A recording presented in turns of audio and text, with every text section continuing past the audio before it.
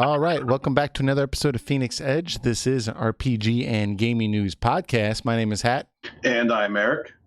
And today we are back after last week. Sorry, guys. It was the holiday weekend. We had a Good Friday and Easter, and my schedule was all over the place. Eric's schedule was all over the place. We had open spots, but all in the wrong places. They didn't really connect. So we thought, whatever. We're going to have an episode this week. We're going to take last week off. Apologize about that, but we're back this week. So this week we're going to be talking about what we've been playing, and then we're going to talk about the new Oninaki trailer. Probably saying that wrong. I apologize. And we have details released for the PS5, so we want to get into that. Square-Enix is going to be having a exciting lineup of titles to announce and release at E3, whatever that means. So we're going to talk about and speculate about that. And then we have a question on Discord that we want to get to. It's from Dimps88. He says, hey, so not sure if this would work good as a topic, but just an idea I had after finishing Sekiro. How do you guys feel about RPGs that are difficult, and how will they either force you into the gimmick of that game in order to overcome a boss, or how will it allow you to grind over level in order to overcome it, kind of like an organically difficult versus difficult for the sake of it type idea. So just kind of talking about the different types of ways you can implement difficulty, and trying to kind of dive deeper into that topic, if you will. So but let's start off with our first topic. Eric, do you have anything that you've been playing this week that you want to talk about? Not really. It's been a kind of assortment of small stuff. I've been haven't had too much time to do stuff lately, so I've just been kind of just like perusing around smaller games. I did play a little bit of Final Fantasy 1 on the PSP. The technically most updated definitive version, and it's essentially a straight port of the GBA version, except it's like just a lot nicer. Unfortunately, there isn't a way to get it digital unless use certain other means. But if you do want the definitive version of FF1, that does put a lot of the more easier stuff on it. Like they removed the MP count system. They put in a traditional MP system for the jobs. Mm-hmm. So you don't have to like count how many spells that you have anymore. Prepare for stuff like that. Yeah. But besides that, it's a good version. But if you want the difficulty of the original and still do not want to have the NES graphics and want more updated graphics, the PS1 version on Final Fantasy Origins is probably the way to go with that. Yeah, I mean, initially, obviously, I played the original. I emulated it anyways. I didn't play it on the NES physically, but I did like the Origins version. But I did really like the PSP version as well. And honestly, with those older NES titles, it doesn't really bother me as much as it does with Final Fantasy VI, for example, when they go back and really change a bunch of stuff. I don't like when they did that with Final Fantasy VI, changing the art style and everything like that. But it doesn't bother me at all with the NES titles, because I didn't really feel like they were clearly very limited with what they were capable of doing, and also it was like new territory. They're still trying to figure out gameplay things, that quality of life issues. Well, what is a good area of having difficulty in the game, or is this things like like having to count your spells? Is that really something you should have to do? Only being able to buy one potion at the shop at a time, is that really needed difficulty, or is that just frustration, right? So the fact that these like re-releases kind of smooth out those rough edges, but it's still the core base game, I really like that. I appreciate that. So yeah, and it's, I wouldn't say so. Well, it is obviously, but it's more on the lines of they're trying to make things more modern, standard. Like the MP system is like, I think that's pretty much the thing that makes the game just so much easier than the original versions. And like I said, it's a nice version to play, but I would not play the PSP or the GBA version for the challenge. Now it does; those versions do have the Dawn of Souls extra content Sure. where you go through dungeons that are a little harder. Nothing that like your in-game characters can't go through.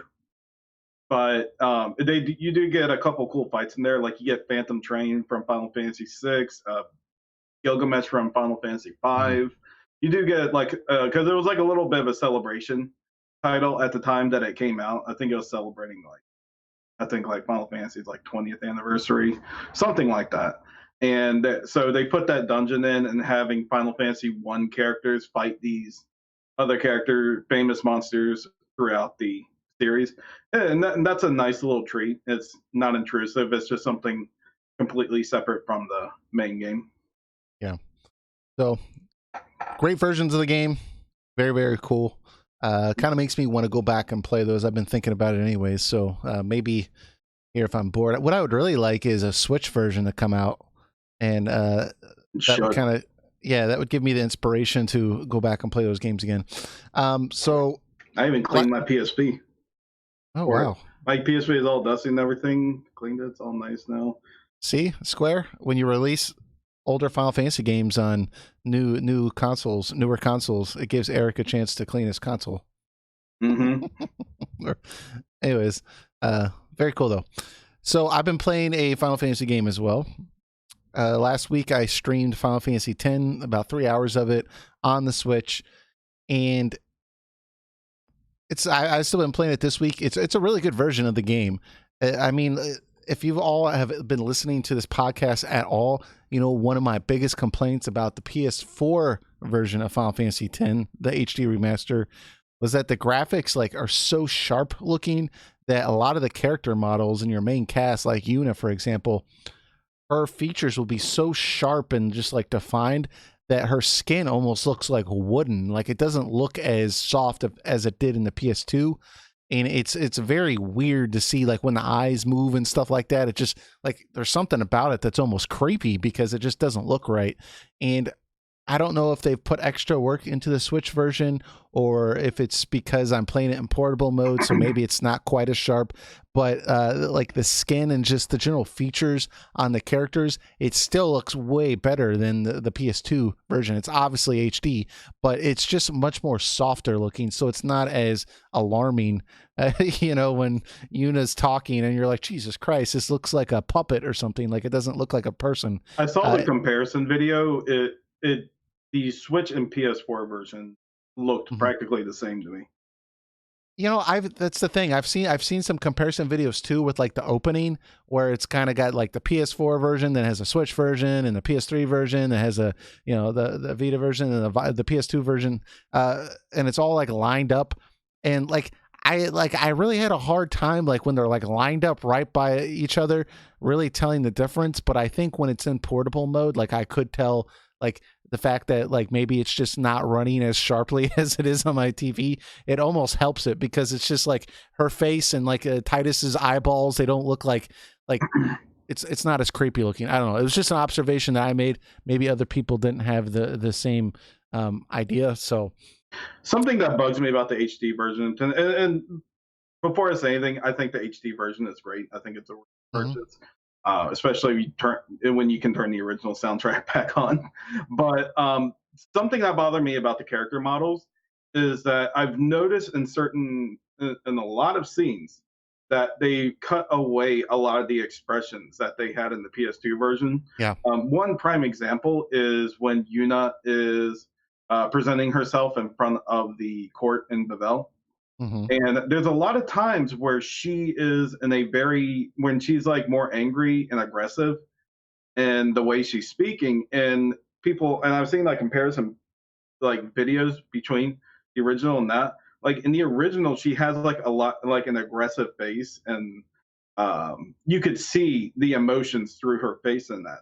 And then when you look at the PS4 version, it's like a lot of those emotions like with her facial expressions are gone, which makes it a little harder. And I think it's because when they remodeled these faces, they didn't 100% go back and look at the and take care of the facial expressions, or they didn't do the greatest job of it. I noticed the same thing, or I observed the same thing when I played the PS4 version. And I didn't go back and compare the videos, but I did see some other people do that, and I could see the differences. And it wasn't like one of those things where you don't really notice unless somebody points it out. Like, I just noticed it from playing the game. Like, I feel like I like in certain situations, a character would just be standing there and their mouth is moving and they're like kind of blinking, and you feel like, I remember that scene being a little more having a little bit more emotion than this. And then you go back and you do watch that, and there are certain facial cues that aren't as well implemented in the newer versions, which was a disappointment. I haven't gotten far enough in the Switch version for me to be able to tell whether those are back in this edition. I highly doubt it, but it is a consideration if you really really like the original as much as we do. So it is worth bringing up. It's not a deal breaker at all. I mean, besides that, everything else is just, I mean, everything looks great in the HD version. Like, the upscale and everything is really nice. The revamped UI, and just all these like minor quality of life stuff. And there also, it's just all great, including the fact that it has all the international content that we originally didn't get here in America. Yeah. So having that content also, which is really challenging, it's like, it's scary levels challenging, even if you're like maxing yourself out. So it's worthy content for Final Fantasy X veterans who never got a chance to do that. And I think even if you do have the PS4 version, if you don't want to pay $50 for the Switch version at this point, I can understand that, but I would recommend picking it up at some point, because having like this version looking as good as it is on the Switch and being able to play it in bed at night for a half hour, 40 minutes before I pass out, it is just, it's really enjoyable.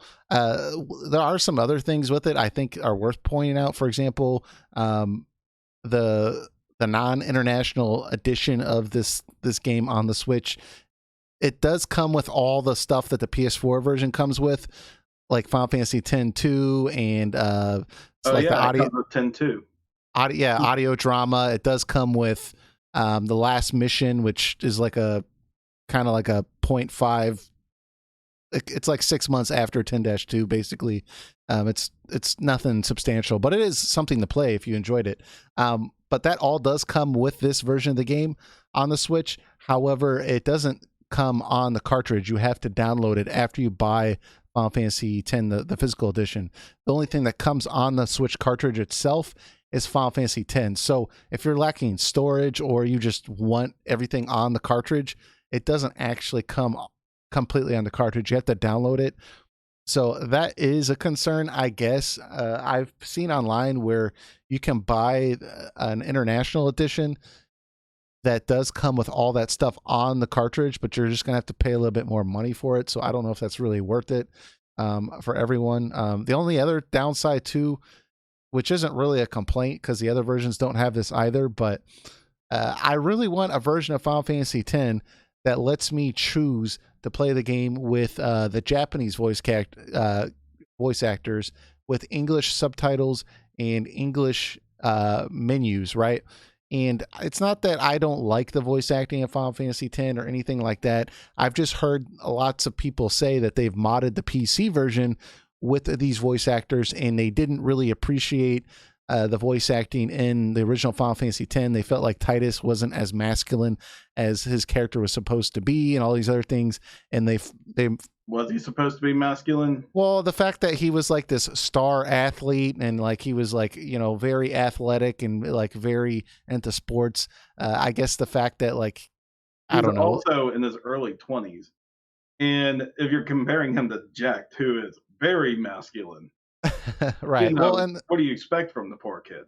Yeah, sure. So it like, then that's not necessarily an opinion I have. Like, I don't mind the way he comes across, and I don't think that he's necessarily feminine either. But I do see if people want to like cherry pick certain scenes where maybe he is a little goofy, and I guess the Japanese version of it, maybe certain people prefer that voice acting. Whatever, I get it. Like I don't necessarily get it, but I get you have your preferences. So I've always wanted the chance to kind of play it with the Japanese audio to see what some people are really talking about with that version of the game and see if it is that much better. And the fact that they don't offer that, like we do have that option with 15, is kind of disappointing. Apparently, I've seen, or at least I believe I've seen in places where one of the issues with that is initially when they hired these voice actors for Final Fantasy X, they didn't they didn't expect to have that as an option, right? So they only have for their royalties or whatever for the game to be released in Japan. So to have it released elsewhere, they would have to go back and like put that in their contracts, and there'd have to be possible renegotiations, and Square just doesn't want to mess around with that. Now apparently you can do that with the PC version, but Square just released a patch after like 3 years for the PC version that said it fixes some things, but all it actually did was put DRM protection on it and requires you to be online to play the game, which now has broke most of the mods in terms of compatibility. So that pissed everyone off. Well, here's the thing: they removed it because the online compatibility issue was making the game like unplayable in certain parts for some reason. They removed that, but they still left parts of the DRM stuff in there. I didn't get a thorough look at it, but I went back to see if some of the mods would still be playable, and certain things like being able to play the Japanese audio with English subtitles, people are still saying that doesn't work even after the latest update where it removed some of the online requirements, and some of the other mods are still not being compatible and kind of just crashing the game, whereas before like all the bugs were worked out. So I'm sure the modding community will overcome everything like they always do, but I think right now, I think the Switch version, it probably is the best way to play the game, just because the PC version is currently having to overcome a lot of these issues from that recent patch. So I don't know. Is kind of interesting to think that Square would care about a game that was released on PC like 4 years ago, but is what it is. I am purchasing FF12 on the physical version of FF12 for Switch this week. I'm wondering how much of the game data will actually be required to be installed on it. Hopefully not much. It's a 13 gigabyte game. I agree with you. How much will be compressed onto the cartridge, or will they just like have the cartridge be a few gigabytes and they just install the rest? You download the rest? I feel like they have to let you know, because a lot of people, they might not have like giant SD cards and everything like that. Like you only have so much storage on your Switch. I mean, it would suck if somebody bought that and then they couldn't play the game because they didn't realize you have to install half the game onto your Switch in order to play it. I did pre-order the game at GameStop. I don't know. I was in a very, very nostalgic mood. When I bought Final Fantasy X, I went to GameStop in order to support them. And the guy, I just watched all these YouTube videos about GameStop still losing all this money. And when I was in there, I was looking at all the used games, and it just occurred to me, like, this is going to be the next Blockbuster. Like being able to buy all these used games in this way, this isn't going to be around as much. So I was like, while I was in there, I bought Final Fantasy X. Then I went out of my way to ask if I could pre-order Final Fantasy 12, and like they got all excited and they were like, "Do you want to be a power-up member?"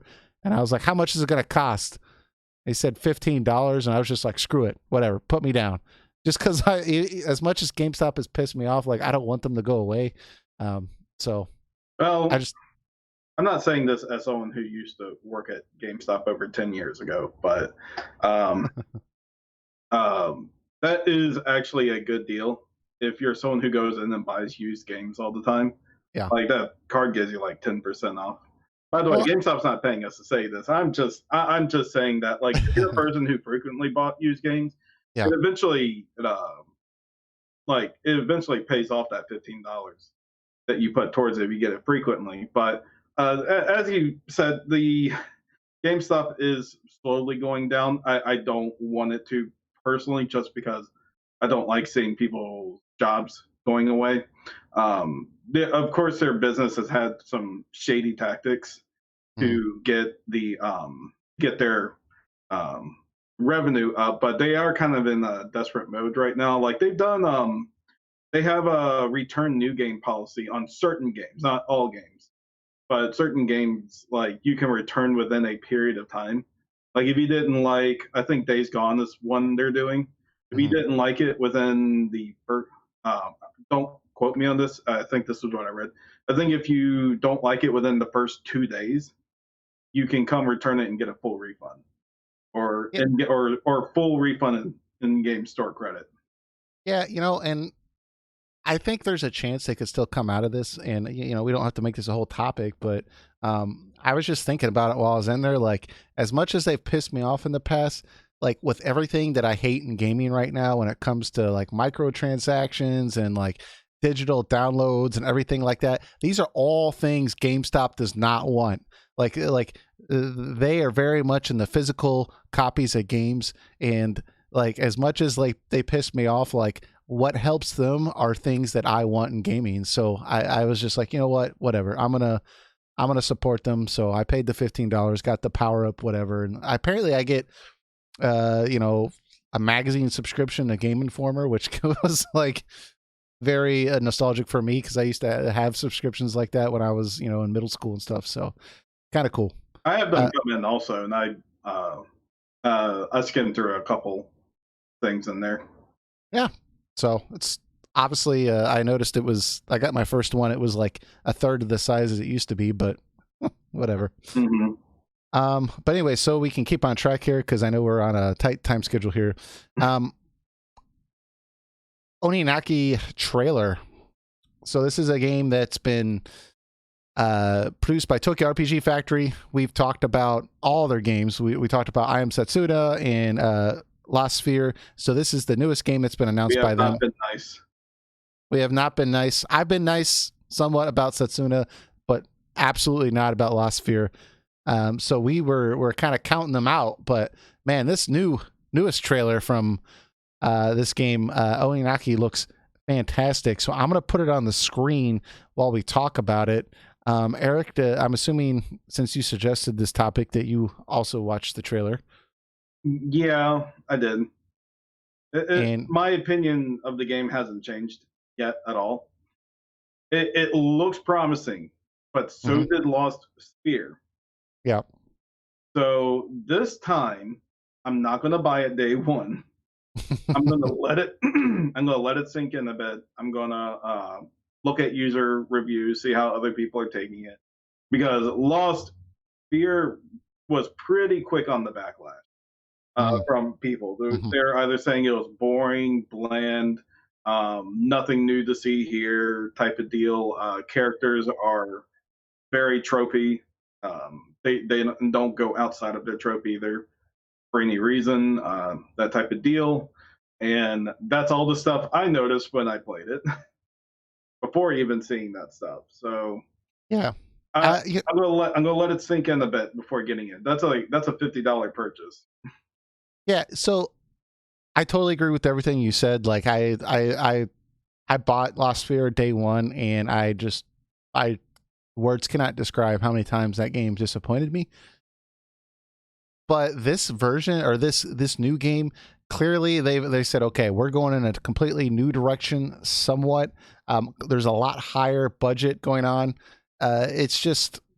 It looks like they're really trying to step it up with what they're actually producing here, and I it's action based. It seems like there's a lot greater variety in the aesthetic. They actually put a lot more emphasis on the art style and just actually having some sort of expression here, which looks really, really cool. I'm in the middle on the story just because we've seen so many RPGs that have this kind of like somber tone to it. Even like Lost Sphere had that. It had this like really sad music playing with like this character that like just wanted to find his family or whatever, and the game ended up not living up to the tone that it was presenting. And this seems kind of like a similar type of vibe where everyone's just very depressed and sad, and you're the one character that can save everyone. And I don't know, maybe it will live up to that tone, but I kind of question the story, whether or not it's going to be as satisfying as it's presenting itself to be. Just because I don't see like them actually setting up that tone. It seems like the game's just going to start off on that foot. And if you haven't really sold me on the world, I don't know if I'm going to buy into it or not. But with that said, there does seem to be a lot of story sequences that are like having actual cutscenes and stuff like that. And, the fact that they're able to put these games out so quickly, it really interests me or inspires me to want to support them, because I do like the fact that they do take criticism. They took criticism from I Am Setsuna, and when people said, "Hey, like this is all a snowy environment," so they tried to make the world more interesting in Lost Sphere, and in that respect, I would say they succeeded.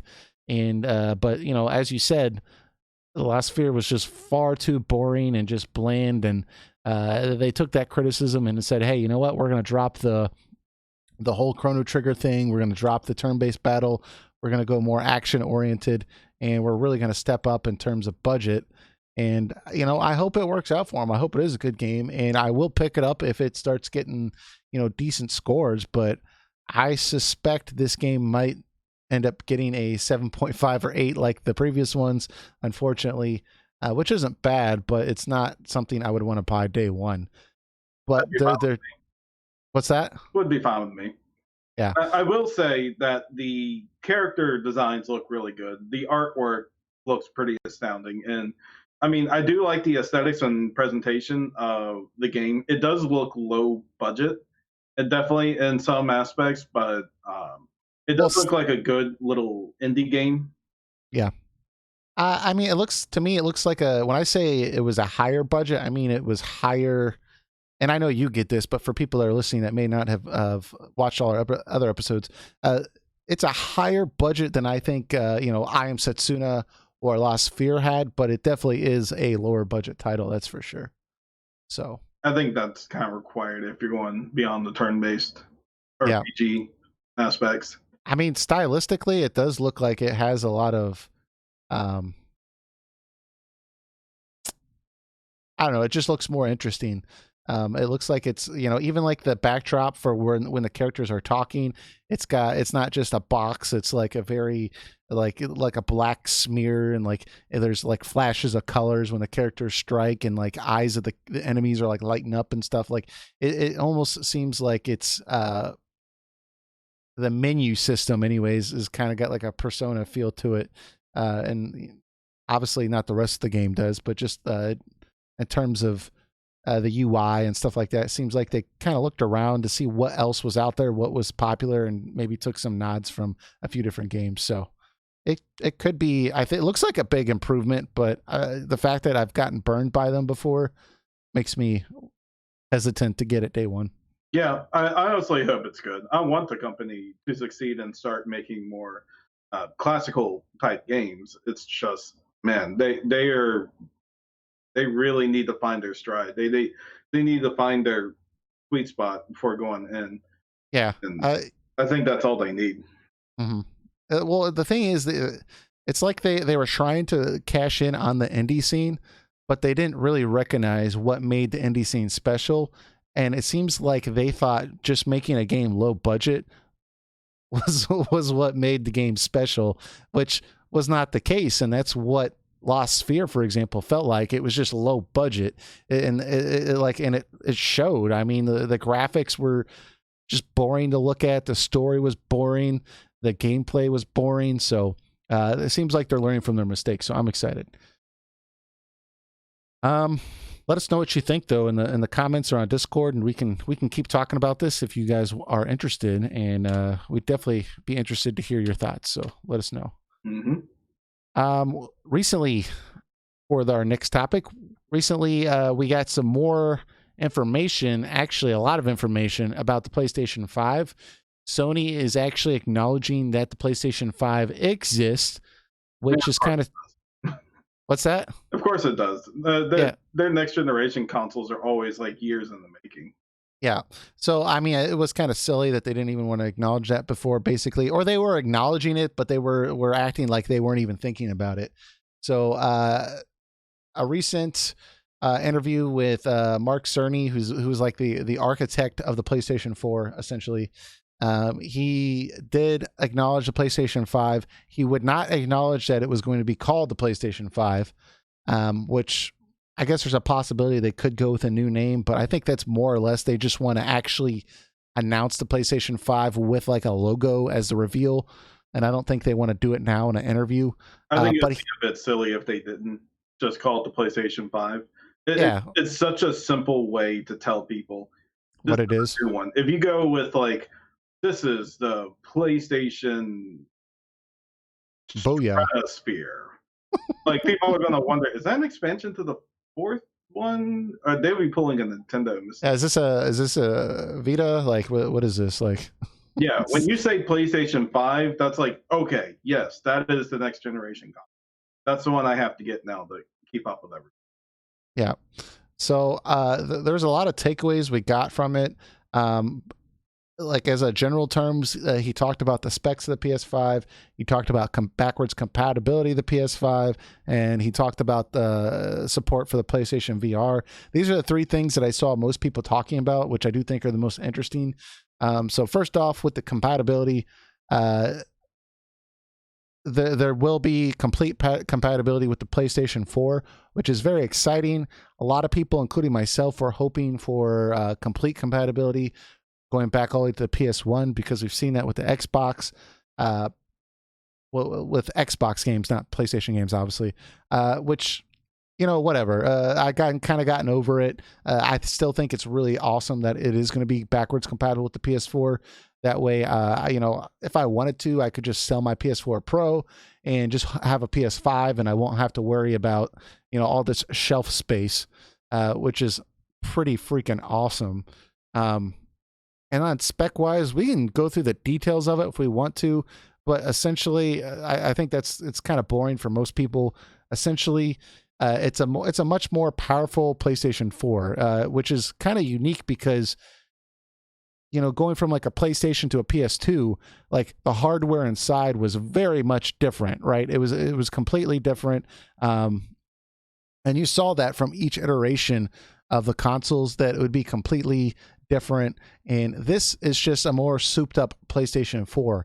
I was watching a podcast from Lore Runner, of all people, who kind of made a humorous remark that I thought was kind of funny, but he said he was initially kind of baffled while looking at the specs and wondering if Sony didn't initially plan on calling this a PS4 Pro because it's essentially a souped up PS4 Pro. It's almost like another step up from a PS4 Pro, but it's not like the complete like jaw-dropping step up you would expect previously in other consoles. But it's going to have a solid-state drive, which they've said will decrease load times. They said, for example, Spider-Man, the recent Spider-Man game that came out in the PS4, I guess there's a loading time frame that normally takes like 15 seconds.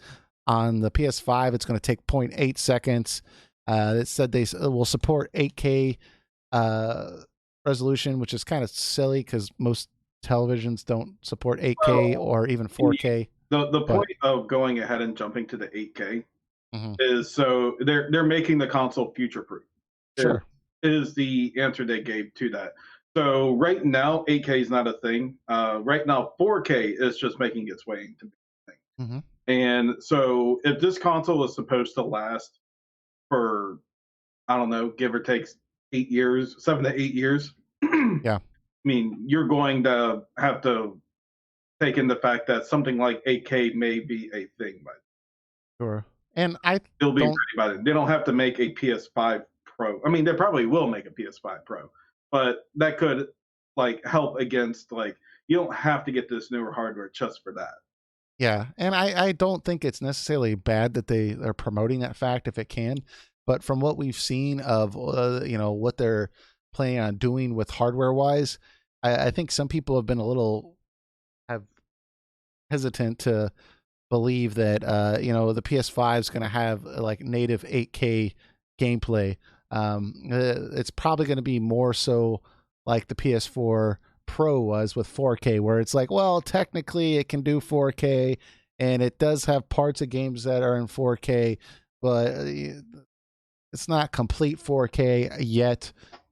So I would suspect that obviously the PS5 will be able to completely resolve those concerns, but I guess 8K seems like more of a like okay, I guess, but probably not. But I would assume that they're going to have a mid console update that will kind of bridge the gap to 8K if that becomes more popular, which I'm sure it will be. But here's the thing with the PS5 in terms of people saying like it's just a standard upgrade. Well, first off, the upgrade from 1 to 2 to 3 to 4 to 5 have all been hardware graphical updates. There hasn't been like some unique feature to it. And now there has been small things like taking their handhelds and um, trying ways to integrate them with the consoles with only minimum success on that. I think if they really want to make the PS5 unique this generation, I really think they need to get back into the handheld market. They need to try to make a competition for the Switch, and I don't mean making making the PS5 like a Switch. I'm saying that they should have two devices coming out around that time. sure, They should have one device that's like the Vita or PSP, and but have the ability to dock it to your like TV or PS5. Um, to have that type of console, and you can integrate the both, and you can have a stronger emphasis on remote play. So you can take like, well, let's just call it the Vita 2.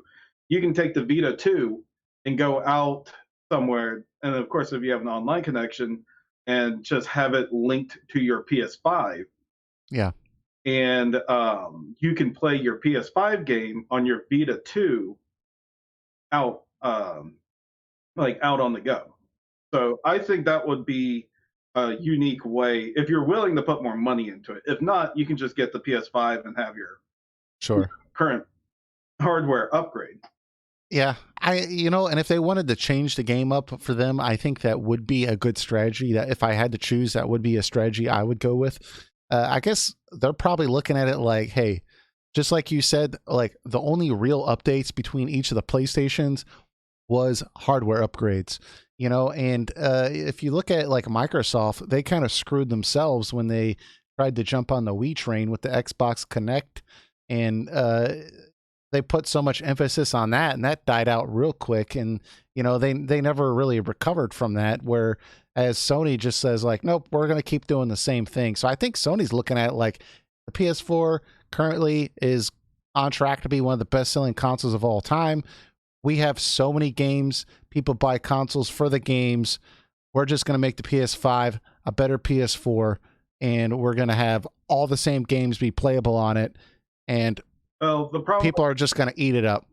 the problem with Microsoft is they tried to integrate the Connect with it. They tried to make it a requirement to have it. I mean, of course, they dropped it eventually, but people don't like to be forced into this stuff. They don't want to be forced into a different way of playing something. It needs to be something that's not intrusive. So, like, if you don't buy the Vita 2, it doesn't matter. You have your PlayStation 5. You can't go out and do remote play on a separate device, but you don't Yeah, have to do that. That's not required to enjoy the console. Microsoft is like, okay, we really got to convince people that this Connect is great by shoving it down their throat and making it required, having the Connect plugged in required to use it. And people didn't want to use the Connect in their games. Like a lot of people even just turned their Connect around. So yeah. because they think the government's spying on them that or something. But I think Microsoft realized that and they dropped it. And I don't think do they even make Connects anymore? Not anymore. Yeah, I saw it was retired. I can't remember, like maybe a year ago officially. I think way way earlier than that, actually. But yeah, um, I think you're exactly right. I think like the genius is with Sony is they just understand that the video game market or the console market, it's won routinely by the catalog of games you have. And I don't think if you could pinpoint it down to one thing, Microsoft just did not focus enough on their game catalog. If they would have had better games or more game selections that people wanted to play, more people would have bought their console. And like Sony just has understood that from day one. Sony PlayStation 1 like had thousands of games you could play compared to other consoles, and they understood that with the PS2, the PS3. Obviously the PS3 struggled a little bit because it came out to be a little too expensive when it came out, but and that's kind of the generation they kind of slipped a little bit. But I mean the PS4, like they just understand like, hey, people want games, and the Sony's able to deliver with that. I mean, they have God of War and Horizon Zero Dawn that are all games that like they essentially own and publish. So I just think that like Sony understands like, hey, we're gonna have a slightly more, I don't want to say slightly, but a more powerful PS4. We're gonna have all these thousands of games you can already play, and it's going to be an affordable system. That was one other thing they said. This is going to be affordable. It's not going to be $800, and you know they're not going to do some wacky craziness. They're still going to invest more in the VR, but it's not going to be a requirement like you pointed out. I think they just understand the game better. It's probably gonna be 400 like the PS4 at most, a Yeah. $500 one. Maybe they'll offer a more expensive version, like with more space in it, but it will likely just be $400. I don't think they. I think with the market, they can't really risk going beyond 500. I mean, you saw what happened when they announced PS3 for $600, and that was way back in like 2005, 2006 when they announced that price, and like people were just booing that, and um, it, it would be a risk to do that today. I know inflation has happened Well, over the years since then, but yeah. people still don't like the idea of paying $600 for a console. And Sony already sells consoles at a loss, and depends on their software to make up Mhm. for it. So chances are it will probably be 400. Yeah, and the thing is, if you're asking people to spend $600, they might as well just go a little bit further and start purchasing a gaming PC, which they can easily upgrade. So it's just it's not reasonable to expect people to spend that much. And I think Sony realized too that hey, we can do the PS, like for example, like they've done with every system. We can have a PlayStation 5, and then 3 years later we can come out with another version of the PlayStation 5, and like a third or 50% of the people that bought the original system will just buy the console again. So it's just they really understand that. So but yeah, I mean, I don't know. This is exciting news that the fact that we're actually getting to see some of the specs for the PlayStation 5. We didn't really know what to really expect before. Microsoft is claiming their console will be more powerful. Who cares if they don't have any games to play on there or enough games to warrant the cost? But this is exciting. I don't know exactly when we're going to expect an official reveal, especially given that Sony is not going to be at this year's E3. But I guess it's possible they could like announce the PS5 maybe after this winter. So maybe next year sometime. They'll probably, if I had to guess, if it comes out in 2020, which is still possible, it may not. It may go into 2021. Well, I think they could announce it and not necessarily release it in 2020. They could just say, "Hey, it's coming out." You know. Maybe, but what they will probably do is announce, make a press conference for it. Hmm. They'll likely want to do it completely on their own terms, so they'll probably do their own press conference, announce the PS5, possibly the Vita 2. I don't know if they'll do anything like that again. I really hope they do, and probably announce both at the same time. The one console will probably come before the other at the end of 2020 for the holiday season, likely November. The console would come out, but Yeah, because I don't see them trying to push out a release this year just because they still want another winter with all those sales. And apparently there's been rumors of another PlayStation 4, like an even slimmer edition. So if they're going to push, and that could just be rumors, but if that did happen, I could see them definitely wanting to sell that over the winter. So I think I'm pretty much in agreement with you on the time frame here. So, but that's always possible in going to 2021. They've been stressing pretty hard that like don't expect a new console anytime soon. Yeah. So they may either just be playing the PR game and just not letting people get their hopes up, or they legitimately are not releasing a console until 2021. Yeah. So yeah, I don't see them making an announcement and then not having a console out for the Christmas holidays, because like it's already shown that when you make an announcement like that hey, another console's coming out, people just like the sales for your current console just drop because no one wants to pay $250 for a console that's not going to be the most up-to-date thing that other games are supposedly going to be released for. So anyways, we'll see. As the year develops, I'm sure we'll get more and more information, and I'm excited. I want to buy one. I'm already excited. So, yeah, I mean, it'll be cool with me, I guess. Like I said, it's just new hardware that can play PS4 games. And play PS4 games. It's just like upgrading a PC to me. Yeah. Unless there's just something really special about this one, like at least with Nintendo products, it's like something different to be excited about. Mm-hmm. So I mean, I love my Switch, and I know people are going to be a little biased towards Nintendo, but Nintendo at least does get me excited to try something new.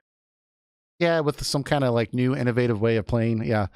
I guess one thing that you could say is new about this, which is exciting, is traditionally when, I don't want to say traditionally because it hasn't been very common for Sony, but when they do allow you to play older titles on their newer consoles, usually it's not as good as the original, or like it's a very cheaply done. But apparently from what we're seeing, or what's being described, is because this is basically a more powerful PlayStation 4, that current PlayStation 4 games will actually run better on the PlayStation 5 than it would on the PlayStation 4.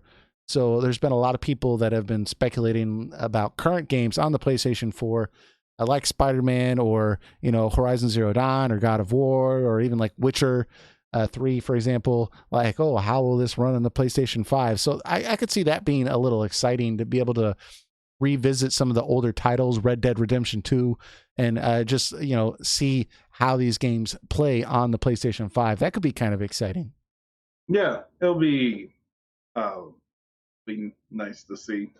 I do think we've hit a little bit of a graphical bubble, so we've gotten to the point where like we can make stuff look realistic. It's just too expensive. But now we've just gone to how much of a draw distance can we make? How many enemies can be on the screen at once? Yeah, how many specks of grass can we put on the ground now? Like, can we see the hair off the ass of a squirrel from a mile away? Yeah. I mean, that's what it's mostly coming down to in this graphical war. So I don't know. I mean, like, it's nice, but it's just not as exciting as seeing like graphics jump from like PS1 to PS2, then PS2 to PS3, or Super Nintendo to PlayStation. Yeah, I mean, those days are over. I mean, it's still great to see like new technology and everything like that, but just the excitement for me is just not there like it used to be. Maybe it's because I'm getting older, but just something like that. Like, you really need to go out of the way to impress me with your product. I mean, of course I'm going to buy a PS5. It's the next generation. I got to keep up and everything, but it's like, time for a new box. Yeah. Replace the old one, put the new one in. Well, and the technology is moving so fast now that if you do want the latest and greatest, it just makes so much more sense to just get a gaming PC, because you can just upgrade that later down the road if that's what you really want is the most cutting edge. And it's, I mean, obviously if you want like the most cutting edge, it's not cheap, but you can get a PC that's better than a console um, for not much more money. And but you know, it doesn't have the benefits of being able to sit on your couch and chill and be able to play it on your big screen TV. I mean, you know, there's a lot of other advantages, and the game library. Well, Game library for PC is pretty large actually, but PC, I mean, more titles are coming out on PC, but mhm, Sony is still getting a lot of the exclusives that are main audience here. Like, yeah, like you don't see Persona 5 on Xbox or PC. That's on Sony. That's on a Sony product. And yeah. Or Horizon Zero Dawn. That's one of my favorite games on the PlayStation 4, and that's not coming to PC. So yeah, I mean, like even like PlayStation, or like even PS1 first party games aside, there's a lot of games that are like on the Sony console that you cannot get anywhere else. Sony has a pretty strong handle on the Japanese market that yep. that the PC is, but like it's your choice if like especially if you're a JRPG player, a lot Hmm. of times it's going to be PlayStation. Yep. So, and again, like we said before, I think it just comes down to the games, and Sony just understands if you want to stay in the game in the business, you gotta have exclusives on your console that you can't get anywhere else. So they're really good at that. We'll see if you know they continue that trend. I'm sure they will. So, um, Mhm. but given the fact that Sony is not going to be at E3 this year, Square Enix is going to take the time slot Oh no. that Sony initially has always traditionally had. And so it's led a lot of people to believe, for good reason, that Square is going to have some very big announcements this year on at E3 2019. It's Um, gonna be so horrible. They have never had a good E3. Not I could not. well, they've had good E3s, but it's always been disappointing because they've announced it so far in advance. No, they seriously have never had. I mean, they've had their games in other conferences, like Yeah. those conferences, but their own ones. Like even last year, it Hmm. was a half-hour video presentation, and Yeah, and it even the start content was stuff that we already knew about. Yeah, and it started out like saying like, "Oh, make sure you stay till the end because there's a special announcement." And I can't remember what it was, but I think it was like some like DLC or something. Like it wasn't anything at all anybody cared about. But I think obvious things that are going to be at E3 for Square Enix this year, probably Dragon Quest 11 on the Switch, um, the Avengers game that everyone's been talking about. Like I'm sure like we'll probably see some more trailers for that that Square Enix is publishing. Um, You'll see Shadowbringers for FF14. Probably, yeah, probably just a trailer we've already seen. Just yeah. to remind people that's a thing. Um, I've seen some other speculation about some more out there aside from the Final Fantasy VII remake, which we can get into. But people have talked about a Nier 3 or an Octopath Traveler 2. I guess those are possibilities that would get a lot of hype, but I don't know. Maybe I could see more a Nier 3 than I think an Octopath at this point. Um, I guess it's conceivable this early, but I guess they're still.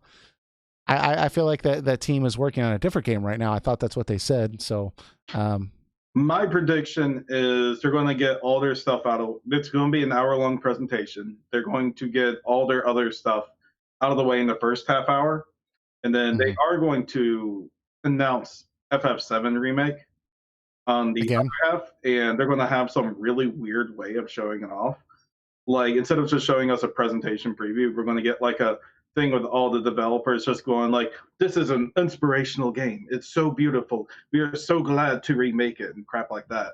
And then we'll get like a minute or two of actual footage yeah, of it, and then we're that's going to have like the developers come out on stage and like everyone's going to be like, "Applaud for them! Applaud for them! They're great. They were taking forever to make this game." yeah. And then Well, we'll forget that we've been waiting years for this presentation stuff. It'll be some a little nice footage, but uh, it's. I don't think we're gonna get a release date either. I yeah. think we're gonna find out more. I think that they're going to show off a character that we haven't seen. Well, obviously, I think that if I think, let me rephrase this. I think they are going to show us some footage. I think they're going to do the goofy stuff that you just talked about, but we're going to see some new footage for the game. It will be exciting because they have said that they've changed the direction of the game from what we've previously seen because they've taken the game in house. So it is going to be exciting, I think, regardless, to see what they have. I do think that it's also going to be exciting because I'm sure we're going to get to see a character that we haven't seen remade yet. Maybe Aerith, for example. That would be exciting. But with that said, I do think that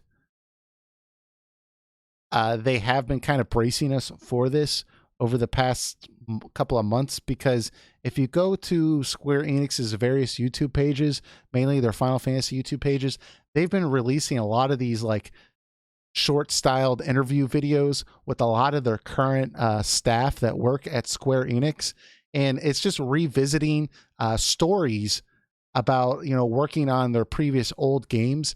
And it's very interesting because I think what they're trying to establish is, hey, we still have a lot of people that work at Square Enix that worked on these classic games. So it's showing a lot of people that currently work at Square Enix right now, and they're talking about developing certain parts of Final Fantasy VII or Final Fantasy IX or Final Fantasy X. And it's just, you know, trying to show that, hey, yeah, Sakaguchi's not here. Yeah, all these other people left Square Enix, but we still have, like, the heart of Square Enix is still here.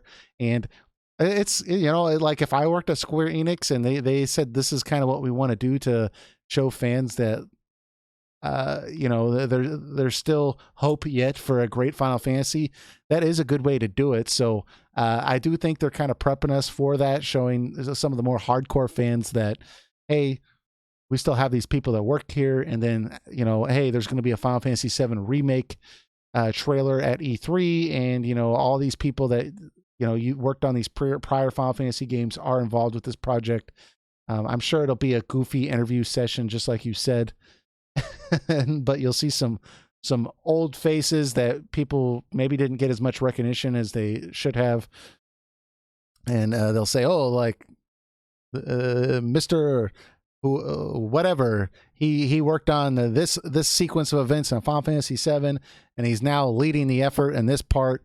You know, this is to try to inspire confidence in the games.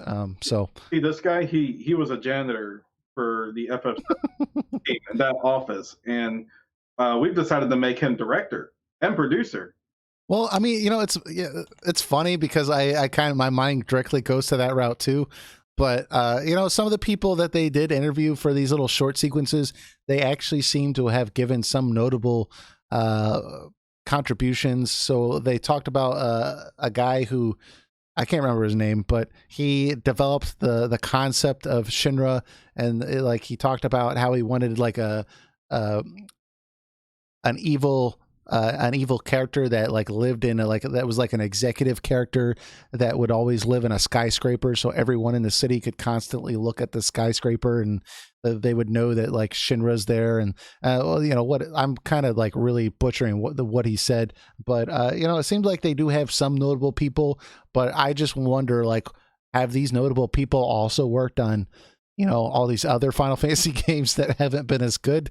Like, well, you know, like this isn't really, like, there's some holes in the logic here, but it's good in spirit. But I can't imagine that Final Fantasy VII remake would not be at this year's E3. I mean, it's always possible it won't be. You underestimate Square's ability to not to I'm sorry, you underestimate Square's ability to disappoint people. Yeah, I don't know, man. There's a part of me that thinks that, you know, with Sony not being at E3 this year, I wonder if like Square will just be like, well, and I guess they'd have to get approval, but have a Final Fantasy VII remake trailer and then just be like, coming on the PlayStation 5. Like, like that would just be like such a monumental announcement. But I don't think Sony would let Square essentially announce the PlayStation 5 officially with Final Fantasy VII remake. The cynical side of me just hopes they cancel it and announce FF16 instead. But I know They'll just I'm not ready on that, so yeah. I don't know. Well, and that's another possibility people have thrown out too, is that maybe like they would have Final Fantasy 16 like a cinematic trailer, which honestly at this point would just I don't think so. like I don't think that would happen. If it did happen, that would just scare me because I would be afraid that it would just be like a 5-minute trailer without anything else developed around the game, and then they would spend the next 8 years trying to base the game off a freaking trailer, which is exactly what happened with 15. So Yeah, I think they finally learned their lesson with not showing their stuff too early. So mm, I think we'll see Final Fantasy 16 announced officially when they have like actual pre-alpha gameplay footage to show. yeah. So um I mean, there's a couple other games I thought they might show off, like Project Prelude Rune, the game that Hideo Baba, the Tales producer, was working on before he left. I wonder how far along he got with that game, and if there's a new director, could we possibly see a trailer for that game, or is that a game that it may possibly we'll never see anything else about, and it'll just slowly die away? There's a possibility for that though.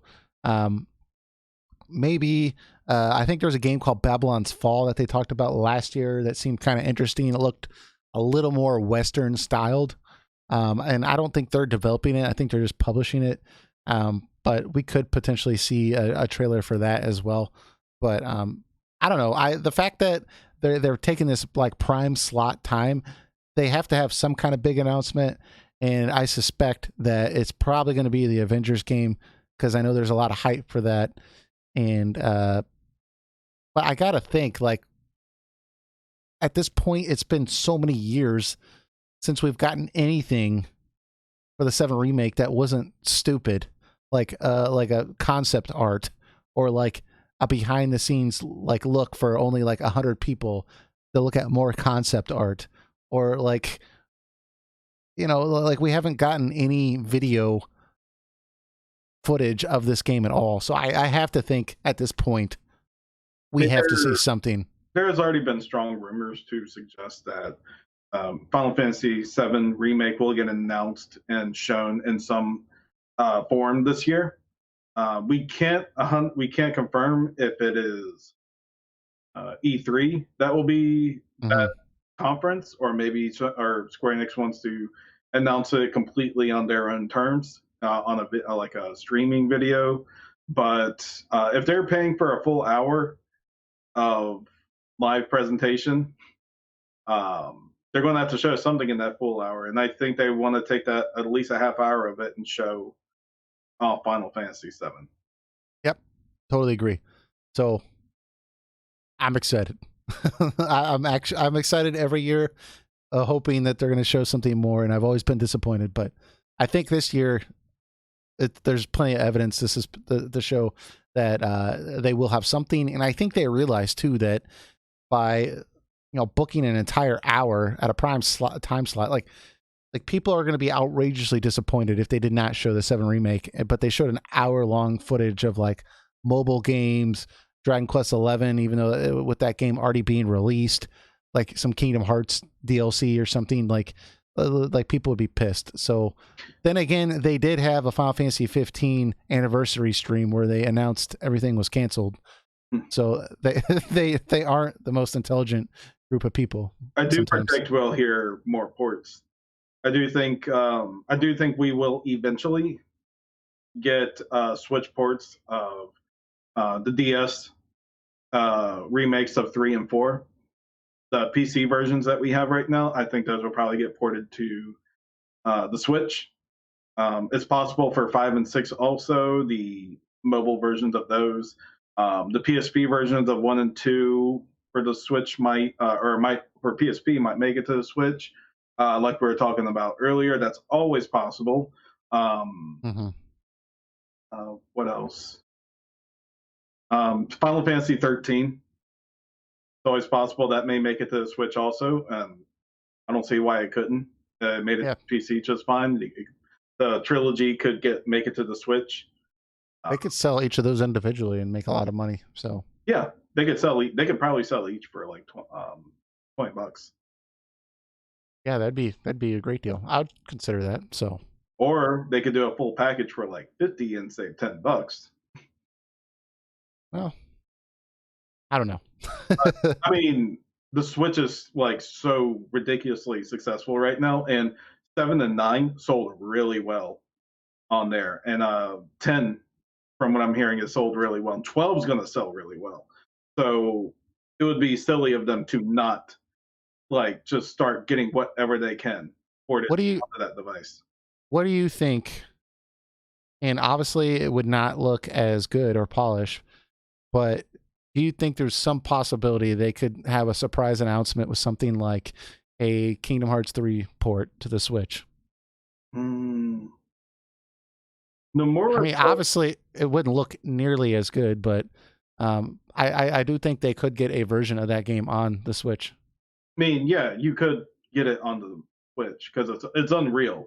Hmm. You could get it on there. You would have to compromise a lot of the graphical um, parts of it. I mean, Kingdom Hearts 3 is a gorgeous game, and they really utilize the Unreal Engine 4 with that game. It's possible.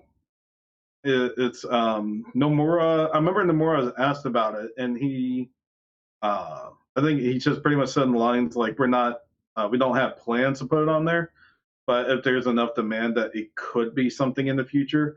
If it is, I don't see that happening this year. Yeah, if they did announce that this year, though, I would suspect that it was going to be a quickly made port. I don't know.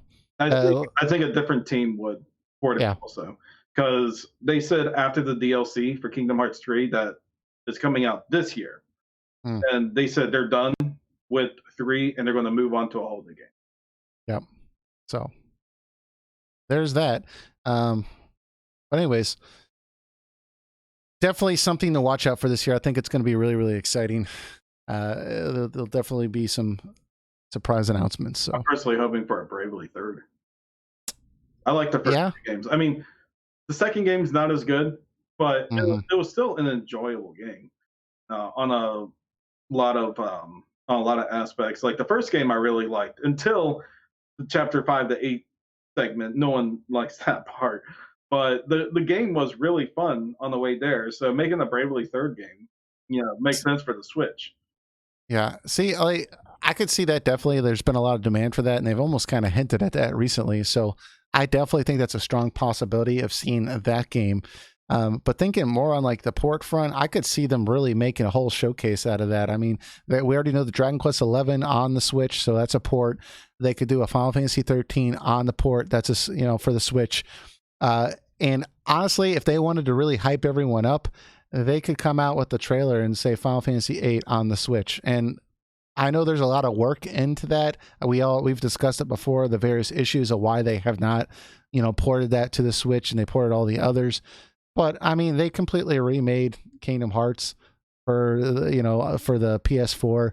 Essentially, like they could do that again for 8, and if they did do that, that could be another surprise announcement that I think would get a ton of hype, and I could see Square doing. If they completely redo FF8, I would really want them to fix the battle system. Like, Well, I don't think they would go to that extent. I think they would just remake it scene for scene, well, two but things. HD. One, don't make it get a lot of the exploitative nature of it out, and abolish the monster leveling system and create a set level system for them. So there is a level of challenge for your players because you can every boss in Final Fantasy VIII you can overwhelm with creating your stats because the monsters are always leveled in line with you. So you can use the magic, get your stats up, and just overwhelm them with the stats. Hmm. And so like these end game bosses, you can just set the higher levels. You can have a level expectation for the group, and it would make it so much more balanced. Yeah. I mean, I do agree with you. If they could do anything along those lines, I think that would be really, really exciting too. And I could even see them having like a little 30-second trailer for Kingdom Hearts and not really showing any gameplay, but just like acknowledging that, like, okay, yes, they are going to do a Switch port. of Kingdom Hearts 3. That could be really exciting too. So they have plenty of ammunition to have a great E3 presentation this year. Square Enix does. But they'll find a way to screw it up. I guarantee it. Yep. I mean, they'll probably. I don't know. I mean, I'm guessing maybe English version of the Dragon Quest V movie. I don't, maybe they could show something like that. I don't know. But there's so many things they could do to excite everyone, get everyone excited. It's just like you said, they're going to do something goofy, and it's going to piss everyone off, and it's just going to suck. It's going to be an hour long of me beating my head through the desk, but I think there will be a high moment with the Final Fantasy VII remake. I do think that they just announce their games and then show off FF7. The last half hour show a good amount of gameplay footage. Stop all the we're an inspirational company. We're remaking the greatest game. Bull crap interview stuff that no one wants to see, which they will do. They will absolutely do it. But I'm just saying, cut that out. Show the game. Give a release window. You don't have to give a release date. Just give a window where it is. Give us a clear explanation what you're doing. Is it going to be an episodic game? How's the combat going to work? How does the world structure work? Did they just focus on talking about the game itself? Then that's good. That's exactly what they should do. But they won't do that. They will do this weird thing like they did with Lightning Returns. Like they had some guy on the thing and he kept like going to these random objects, like a pot of flowers or something like that. And he's like, lightning is such an inspiration to everyone. I'm like, oh my God, just stop it. Show the game. My God. Well, I don't know. They got to be careful though at what stage the game is in how far it is developed, because they show too much, then people are going to get upset if they change anything, right? Well, if we're supposed to get a release this year and next year, then if they don't have yeah, that's the question, you know. They are in deep trouble. And I'm not expecting this game to come out till 2021, so I'm a little that's being optimistic. I'm a little pessimistic about this. But like you said, perhaps optimistic. I think of that more as optimistic. Some people are saying 2030. I think I might align with them. Yeah, I think it'll be a PS5 launch title, which with a PS4 edition, obviously. So, but who knows? Who knows? Well, somebody knows, just not us. Exactly. Yeah. Moving on though, we have a question we had a lot of questions on Discord, so we're going to slowly get through them. But we have a question from Demps88, who said, hey, so not sure if this would work good as a topic, but just an idea I had after finishing Sekiro. How do you guys feel about RPGs that are difficult, and how they will either force you into the gimmick of that game in order to overcome a boss, or how some will allow you to grind and over leveling in order to overcome it? Kind of like an organically difficult versus difficult for the sake of it type idea, which I guess he's kind of saying like, hey, there's games like Dark Souls and etc., where it's like, hey, like this is organically difficult versus games with, you know, like Final Fantasy 13 that are just like HP sponges or more of that route. And there's a lot more wrinkles in between those two extremes. But Eric, what do you think? What do you got to say? I mean, I do like challenging my video games. Is more the question of like balancing difficulty? And see, or I'm trying to get exactly how the question, or like what the question is. Well, the basis of the question here, and I'll reread this one part here. How do you guys feel about RPGs that are difficult, and how will they either force you into the gimmick of that game in order to, and I think he means, we can insert another word there for gimmick, but gimmick of that game in order to overcome a boss, or how some will allow you to grind and over level in order to overcome it. And he's what inspired this question was him finishing Sekiro, which I don't know if you've purchased, but I've been thinking about it. I haven't gotten far in it. I don't have the patience to play that right now. But I mean, I got a little ways into it. I'm not stuck. in the Hmm. game particularly. It's just I just haven't motivated myself to play more of it. It's a okay game. I love Dark Souls and Bloodborne a lot more Yeah. than this game, but it's definitely a well made game. And its challenge I think is pretty well balanced. There's a lot of frustrating moments more than Dark Souls and Bloodborne Hmm. for how much I did get through, but uh, I mean it's still a good game. It's just a Well, different kind of game. how do you feel about, just get the heart of his question though, how do you feel about like RPGs that are difficult? Do you like RPGs that are difficult, or do you prefer? Because I mean, that's kind of like the claim to fame, I think, for certain Dragon Quest games, right? That was kind of what people enjoyed about them, was they tended to be a more difficult JRPG. Yeah, the Dragon Quest games can be a little bit more on the harder side, the older ones. But Hmm. if I think of like hard RPGs, I think of like the Shin Megami Tensei games, like Nocturne. Yeah, yeah. And I think Nocturne was a really well balanced, difficult game.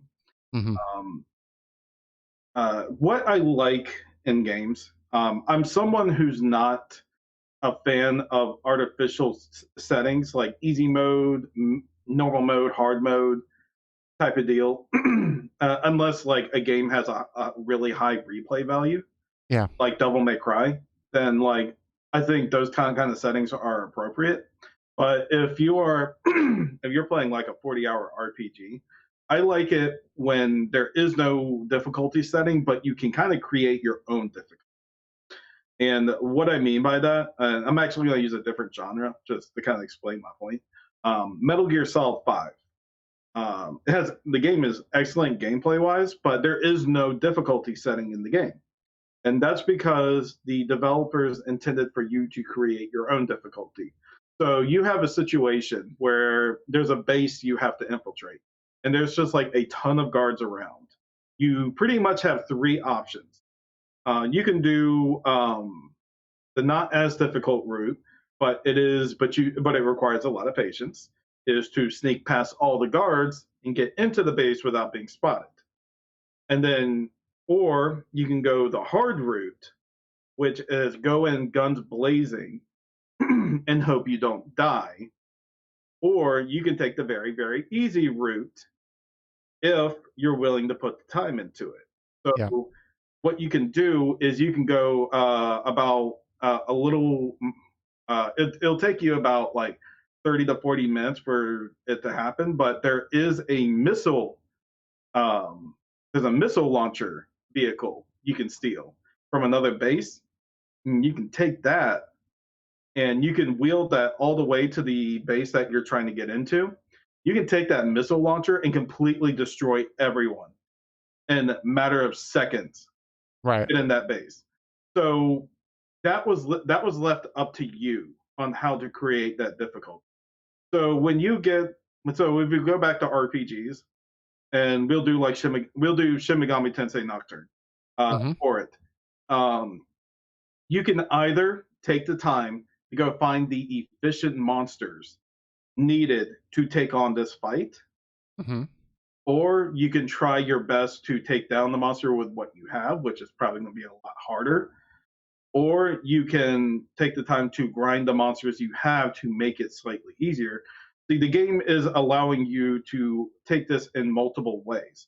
So you can make it really hard on yourself if you want, or you can make it a lot easier on yourself if you have the patience to overcome that, which is kind of like where leveling systems come in. If the boss is too tough, you go out, you take time, you grind your characters. If you're not someone who's very strategic in nature and uh, doesn't think about certain things like very particular spells that work in the fight, you kind of just like to overwhelm your enemies. Hmm. You can just do that, but you have to grind to get it better, or you can figure out which class is best for taking down an enemy, which makes it a lot easier. But you kind of have to research, you have to figure it out. What like the boss's weaknesses? You have to go find those monsters in particular areas, which can be hard in its own way, but it'll make the fight easier. Yeah. I mean, I totally agree with everything you said, and I agree with like the way you presented it, and I think you were spot on. for me personally, I think it really comes down to either I want to feel like I'm learning an actual skill and that like I'm actually just better at the game by the end of it. I didn't just get some natural stat points, or I didn't just get an infinite amount of gold and just buy enough equipment to just make myself better. But I'm playing the game the same way. So, for example, a game that did this well, I thought, which is kind of on the border of RPG, because it's probably more adventure, action adventure, but has plenty of RPG elements. But Horizon Zero Dawn, for me, with that bow at the beginning of the game, I wasn't very good at it. Like, I actually sucked. I didn't know any of the mechanical enemies. I didn't know any of their movements, and I was just getting slaughtered left and right, would barely get out of fights alive. But towards the end of the game, or as I progressed in the game, I got better and better with the bow, and there were like upgrades with the bow that made it a little bit easier. But by and large, it came down to me learning the way certain enemies moved, learning how to approach certain enemies, learning how to take down certain enemies. And I actually felt like I learned a skill, as weird as that sounds, by the end of that game, to the point where it actually enhanced my immersion with the game, because that's like who you were supposed to be as a character, was this fantastic warrior. And like I felt like I learned these abilities. This wasn't just like a skill that I purchased through the game. It was something like I earned because I got better with the game. And if I went back and played the game without any of the upgrades and just played it from the beginning, I would still be able to carry over that skill, because I just like organically learned how to play the game. So I really appreciate from that angle being able to play a game where I actually learn how to operate within the environment of the game. But when it comes to like turn-based games, there's a couple different ways you can look at it. I do appreciate difficulty. I don't appreciate when it's like just a huge HP sponge and it's difficult just because it's going to take me 45 minutes to beat the boss. I don't appreciate that. Or I don't appreciate, like we discussed before with Final Fantasy VIII, where it's just like when you level up, the enemies level up. Like I don't appreciate that either. I like to have like an enemy with a set sense of difficulty, and then I have to do certain things in order to overcome that obstacle. And if I just grind a lot, I like to be rewarded for a quick kill because I spent hours grinding. But at the same time, I don't want it to be too repetitive, right? And so that's one of the reasons why I liked Final Fantasy 12, for example. The original, its difficulty was because it was all about the strategy. Every boss, I would find myself just kind of like making small little adjustments with my gambits and my overall team strategy. And while in the middle of battle, I would change my team strategy. I couldn't just leave the gambits on like a current setup for most of the game, because I would that just wouldn't work. I would die. Not so much in the remastered version, so because they kind of took that gameplay mechanic out basically by making it so easy. But like I think difficulty is really, really important, and it doesn't necessarily have to be implemented the same way. So for example, with Final Fantasy 9, off the top of my head, that game I would say is not necessarily difficult in terms of bosses, but there is certain gameplay mechanics that are difficult in their own way that make it fun. So the fact that you learn abilities through purchasing equipment. So yes, you could buy a newer sword that's better, but did you learn the ability that was with the older sword that's not quite as good? Okay, you can go ahead and forego that ability now, but later in the game, you're going to need that ability. And the only way to gain that ability is to go back and use that sword that has a really low attack power, or use that armor that's weak against fire and has a horrible armor rating, which was okay back when you originally got it, but you dropped that armor and now you have to use that armor, and now you're going to get slaughtered in this dungeon, but you need the abilities that it has with that armor. So it creates its own difficulty, and there's a way to play that game that could make it really easy. But if you just try to like upgrade your equipment like any other RPG, you're going to find yourself 75% of the way through the game struggling because now you have to use all this antiquated equipment that sucks because you didn't know how to play the game. I mean, I like when like a game has a certain way to play it, and it's you can't really catch onto the loop immediately, and there's a learning curve to it. I appreciate that. It makes the reward that much better. So yeah. So basically, it's a good difficulty balance is pretty much how much but how much how many decisions you allow your player to make. How much control can you give your players have to take on certain challenges? If you keep narrowing that down, that's going to make it not fun for a lot of people. Like but, 13, Final Fantasy 13, yeah.